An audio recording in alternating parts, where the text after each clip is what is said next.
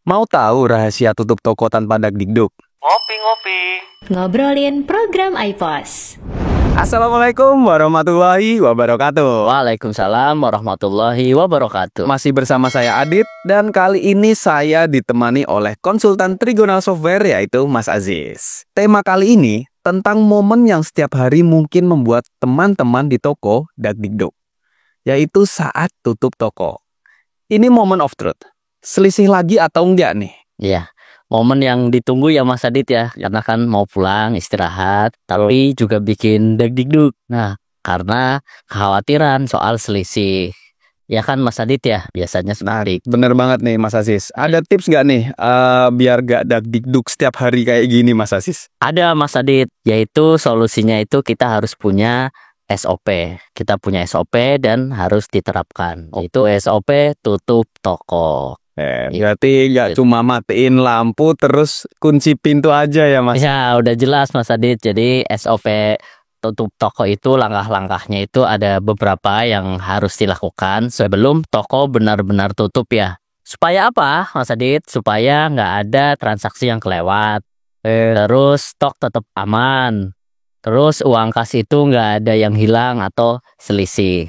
Jadi ini bukan hanya sekedar ritual nutup toko, tapi bagian dari strategi mengamankan bisnis dan mengurangi resiko bisnis tuh. Nah, kalau ada tadi misal uang hilang itu kan resikonya besar ya Mas Adit ya. Itu seperti itu. Nah, ada resiko lain nggak Mas selain itu? Ya, ada. Yang pertama resiko selisih ya tadi ya Mas Adit ya. Ya. Jadi bisa saja nanti uangnya itu yang ada di kas kasir itu beda dengan catatan kita. Itu biasanya sih kurang ya, seringnya ya. Jadi intinya ada selisih, itu yang biasanya paling ditakutkan sama kasir. Terus yang kedua itu terkait kehabisan stok Mas Adit. Karena di hari itu kan pasti ada penjualan. Ya. Ada barang-barang yang terjual. Nah itu kita juga harus antisipasi resiko kehabisan stok barang. Jangan sampai barang-barang yang laku itu hari itu kejual semua tapi kita nggak restock lagi atau kehabisan stok. Ini sempat viral sih Mas Adit ya, customer itu di sebuah restoran itu harus menunggu sampai 1 jam. Waduh, ternyata setelah dikonfirmasi bahan bakunya itu habis. Aduh. Nah itu kan repot ya, nanti customer bisa kecewa. Iya.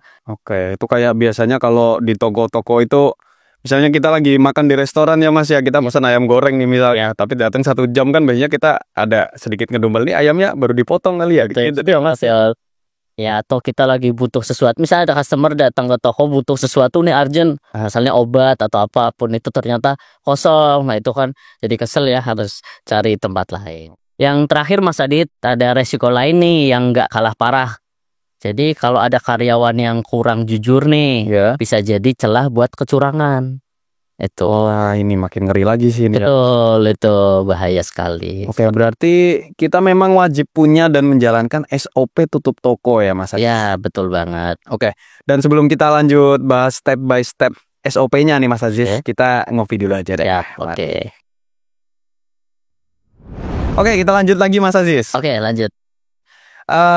Boleh nggak nih Mas Aziz jelaskan untuk step by step SOP tutup toko itu seperti apa sih? Ini saya seperti biasa saya ada contohnya ya. Boleh kita tampilkan di layar. Ini ya teman-teman ya. Ini contoh SOP penutupan toko Mas Adit. Di contoh SOP ini ada 2 orang, yaitu kasir sama penanggung jawab toko. Jadi nanti mungkin kalau usaha teman-teman lebih kecil mungkin cuma dijalankan oleh 1 orang ya, biasanya cuma ownernya aja. Tapi kalau usahanya mungkin lebih besar, bisa lebih kompleks lagi, banyak orang yang bisa menghandle. Nah ini contoh dimulai. Jadi persiapan tutup toko, biasanya persiapan tutup toko itu dimulai dari misalnya beberapa menit sebelum toko tutup ya Mas Adit ya. Misalnya 30 menit sebelum toko tutup itu udah siap-siap. Terus yang selanjutnya ada proses cek stok. Yang tadi tuh biar nggak sampai stok itu kosong. Jadi kita bisa ngecek stok barang yang hari itu terjual apa saja, biar nanti kita bisa pesan ke supplier. Biar nanti segera dikirim.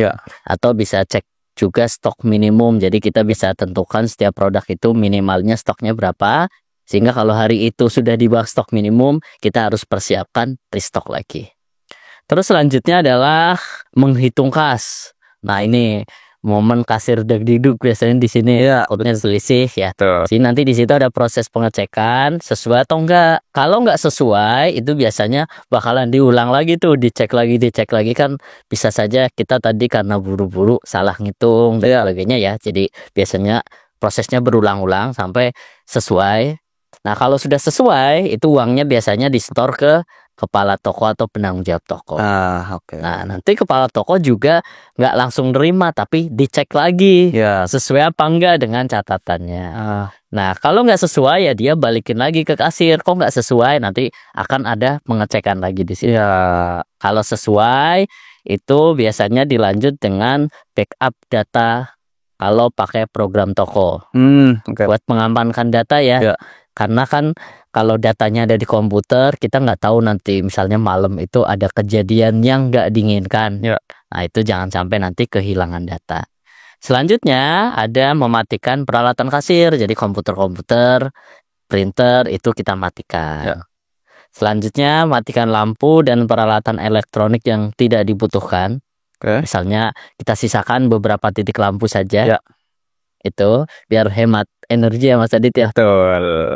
Terus mengaktifkan sistem keamanan, misalnya kita nyalakan alarm, memastikan CCTV berjalan dengan baik sampai mengunci pintu.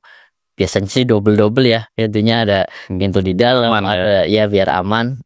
Terus kalau sudah, penanggung jawab toko itu memastikan semua itu sudah dilakukan.